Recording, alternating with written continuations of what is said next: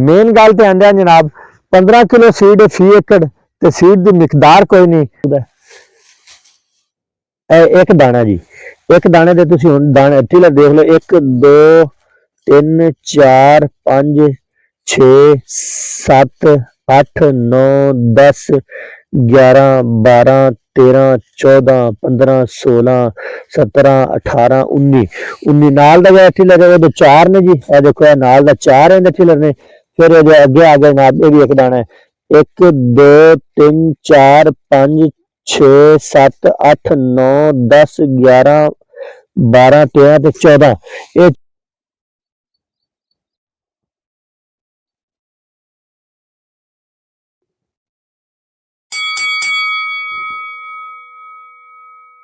बिस्मिल्लाहिर्रहमानिर्रहीम। नाजरीन, मैं अली रजा साजिद अल रजा फार्म तो तुहाडे नाल मुखातब आ जी। मैं अज एक ऐसी शकार वैरायटी जी साडी पिछले साल भी असीं वीडियो लाई सी, तुसीं साडे चैनल दे उत्ते वेख सकते हो, बैक जाके वीडियो सर्च करके।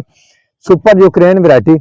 सुपर यूक्रेन वैरायटी ने पिछले साल जो ना बड़े रिजल्ट दिते ते छा गई और बड़ी डिमांड आई। पिछले साल कुछ महंगा सीड कम सी, ज़ाहिर है जी नवी वैरायटी आती है वो अच्छी कास्ट लैके सीड जो ना उहदा वो अच्छी कास्ट से आता है। फिर असीं उन्हें लगाते हैं, लगा के फिर उस तो बाद जनाब नूं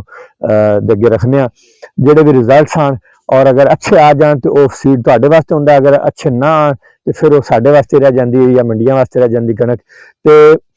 इस साल असीं यूक्रेन नूं दोबारा लाया, 4 तो 5 एकड़ यूक्रेन लगी खड़ी है। बाकी साडे फार्मर्स के कोल भी है, इंशाअल्लाह अल अजीज सीड की तरसील बहुत ज़्यादा होगी जितनी तुहानूं चाहिदी होगी। मेन गल तो आंदा जनाब 15 किलो सीड फी एकड़ ते सीड की मिकदार कोई नहीं। करीब लिया दोस्तों इहदी टिलरिंग दिखावीए, इहदे दानेदार इहदे सिट्टे का रिजल्ट दिखावीए। फिर इंशाल्लाह इनकी पैदावार इस साल वाले भी दिखावांगे। पिछले साल लेट लगी सी कास्ट, पैदावार थोड़ी कम आई 81-82 मन, वो कम रही। इस दफा इंशाल्लाह बड़ी उम्मीद करते हैं भी उस तो कुछ उत्ते निकलेगी। तो नाजरीन पहले सिट्टे दिखाओ जी। ए देखो जी नाजरीन,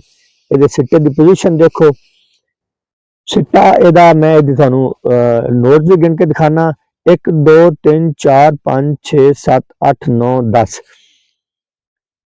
1 2 3 4 5 6 7 8 9 ते 10 नोट ने जनाब नॉर्मल सिट्टियां दे उत्ते, किसी ते 11 भी होंगे, किसी ते 12 भी, किसी ते 9 भी होंगे।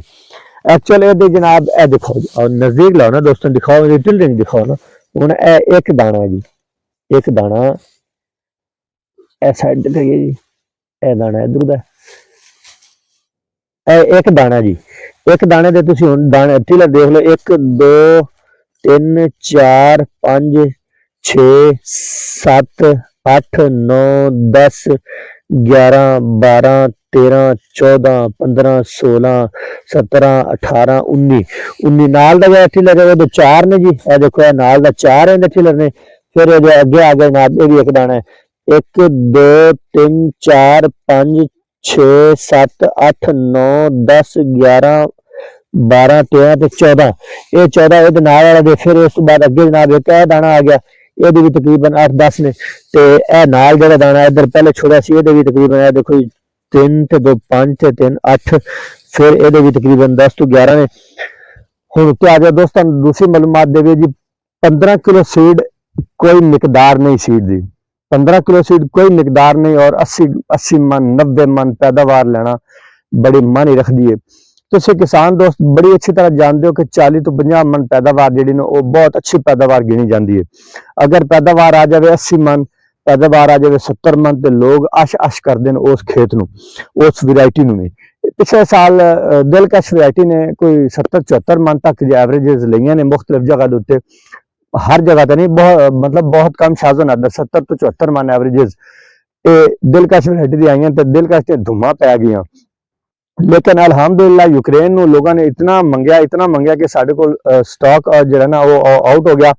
तो इस साल अल्हम्दुलिल्लाह स्टॉक आउट नहीं होएगा, जितना भी चाहिए होएगा। सब तो पहली गल मैं किसान ये दसा कि तुसीं यूक्रेन गंदम जो लांदे हो सुपर यूक्रेन, तो तुहाडा जिहड़ा सीड है वो 35 किलो सीड कम हो गया फी एकड़। सब तो पहली बचत देख लो जी, 35 किलो सीड तुहाडा जिहड़ा ना वो फी एकड़ कम हो गया। तुसीं सीड की मिकदार जो पाते हो 50 किलो तो ये पाते हो 15 किलो, तो 35 किलो का आटोमैटिकली डिफरेंस आ गया जनाब। जी सब तो वड्डी इनिशियल बचत है ਉਸ ਤੋਂ ਬਾਅਦ ਜਨਾਬ ਤੁਹਾਡੀ ਨਾਰਮਲ ਖੁਰਾਕ ਹੈ ਉਹਦੇ ਤੇ ਅਗਰ ਜੇ ਕੋਈ ਤੁਸੀਂ ਇੱਕ ਅੱਧਾ ਗੱਟੂ ਜ਼ਿਆਦਾ ਵੀ ਪਾ ਲਓ ਇਹਨੂੰ ਖੁਰਾਕ ਦਾ ਤੇ ਤੁਸੀਂ ਉਹਨੂੰ ਬਾਅਦ ਵਿੱਚ ਮੈਂ ਤੁਹਾਨੂੰ ਜਿਹੜੀ ਗੱਲ ਮੈਂ ਕੰਪੈਰੀਜ਼ਨ ਕਰਨ ਚੱਲਿਆ ਉਹ ਤੁਸੀਂ ਜ਼ਰਾ ਦੇਖਿਆ ਜੇ ਦਾਣੇ ਦੀ ਤੇ ਪੈਦਾਵਾਰ ਦੀ ਬੜੀ ਮਾਸ਼ਾਅੱਲਾ ਜਿਹੜਾ ਨਾ ਉਹ ਰਿਜ਼ਲਟਸ ਨੇ ਬਹੁਤ ਰਿਜ਼ਲਟਸ ਨੇ ਅਸੀਂ ਤੁਹਾਨੂੰ ਦਿਖਾਣੇ ਆ ਦੀ ਟਿਲਰਿੰਗ ਦਾਣੇ ਦੀ ਤੇ ਪੈਦਾਵਾਰ ਦੀ ਬੜੀ ਮਾਸ਼ਾਅੱਲਾ ਜਿਹੜਾ ਨਾ ਉਹ ਰਿਜ਼ਲਟਸ ਨੇ ਬਹੁਤ ਰਿਜ਼ਲਟਸ ਨੇ ਅਸੀਂ ਤੁਹਾਨੂੰ ਦਿਖਾਣੇ ਆ ਦੀ ਟਿਲਰਿੰਗ ਜਦੋਂ ਤੁਹਾਡਾ ਪੜੋਸੀ 40 ਮਣ ਪੈਦਾਵਾਰ ਲੈਂਦਾ ਜਾਂ 50 ਮਣ ਪੈਦਾਵਾਰ ਲੈਂਦਾ ਤੇ ਤੁਹਾਡੀ ਗੰਦਮ ਜਿਹੜੀ ਹੈ ਪੜੋਸ ਦੇ ਵਿੱਚ ਉਹਦੇ ਨਾਲ ਹੀ ਖਲੋਤੀ ਹੁੰਦੀ ਹੈ ਤੇ ਉਹ 70 ਮਣ ਤੇ ਪਹੁੰਚੀ ਹੁੰਦੀ ਹੈ 80 ਮਣ ਤੇ ਪਹੁੰਚੀ ਹੁੰਦੀ ਹੈ ਤੁਸੀਂ ਇਸ ਚੀਜ਼ ਨੂੰ ਵੇਖੋ ਕਿ ਅਗਰ ਤੁਹਾਡੇ 10 ਮਣ ਐਕਸਟਰਾ ਹੁੰਦੇ ਨੇ ਤੇ 40,000 ਅੱਜ ਕੱਲ ਦੇ ਰੇਟਸ 40,000 ਦਾ ਡਿਫਰੈਂਸ ਆ ਗਿਆ ਅਗਰ 20 ਮਣ ਹੁੰਦੇ ਤਾਂ ਡੈਫੀਨਿਟਲੀ 80,000 ਦਾ ਤੁਹਾਡਾ ਡਿਫਰੈਂਸ ਉਸ ਖੇਤ ਤੋਂ ਆ ਗਿਆ ਜਦੋਂ ਤੁਹਾਡੇ ਪਹਿਲੇ ਸੀਡ ਦੇ ਵਿੱਚ ਬਚਤ ਵੇਖ ਲਓ ਤੁਸੀਂ 35 ਕਿਲੋ ਸੀਡ ਅਗਰ ਕਿਸੇ ਫਾਰਮਰ ਨੇ 100 ਏਕੜ ਗੰਦਮ ਕਾਸ਼ਤ ਕਰਨੀ ਹੈ ਤੇ ਉਹਦੇ ਤੁਸੀਂ ਵੇਖ ਲਓ ਕਿ ਕਿਤਨੇ ਸੀਡ ਦੀ ਜਿਹੜਾ ਹੈ ਬਚਤ ਹੋਗੀ ਉਹਦੀ ਤੇ ਇਸ ਗੱਲ ਨੂੰ ਅਗਰ ਮੱਦੇ ਨਜ਼ਰ ਅਸੀਂ ਰੱਖੀਏ ਤੇ ਸਾਡੇ ਕਿਸੇ ਵੀ ਨਾਲ ਪੜੋਸੀ ਦੇ ਖੇਤ ਤੋਂ ਅਸੀਂ 45,000 ਤੋਂ ਲੈ ਕੇ 45,000 ਰੁਪਏ ਤੋਂ ਲੈ ਕੇ ਅਸੀਂ 80 ਤੋਂ 85,000 ਰੁਪਏ ਬਚਤ ਆਸਾਨੀ ਨਾਲ ਲੈ ਸਕਦੇ ਹਾਂ ਸੁਪਰ ਯੂਕਰੇਨ ਇੱਕ ਐਸੀ ਸ਼ਾਨਦਾਰ ਵੈਰਾਈਟੀ ਹੈ ਜਿਹੜੀ ਸਾਡੇ ਫਾਰਮ ਦੇ ਉੱਤੇ ਲੱਗੀ ਹੋਈ ਤੁਸੀਂ ਆ ਕੇ ਵਿਜ਼ਿਟ ਕਰੋ ਵਿਜ਼ਿਟ ਕਰਕੇ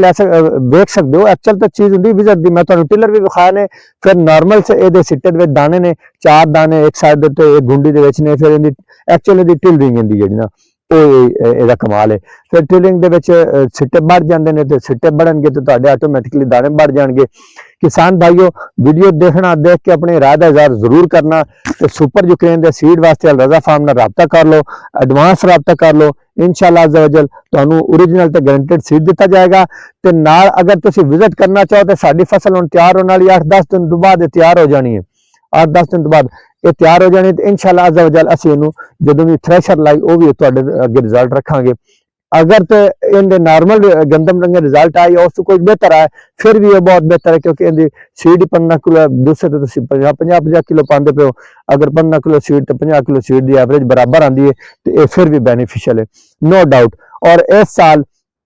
इसका 1 एकड़ का सीड नॉर्मल गंदम के सीड के बराबर बल्कि कोशिश करांगे असीं उस तो थोड़ा जा कम रेट तो प्रोवाइड करिए तुहानू तो किसान भाई जितना भी हो सकन इस वैरायटी नू तुसीं लाओ इंशाअल्लाह अज़्ज़ा वजल तुहानू नफा तो नफा आएगा बहुत शुक्रिया सदा सलामत रहो अल्लाह दे हवाले जी।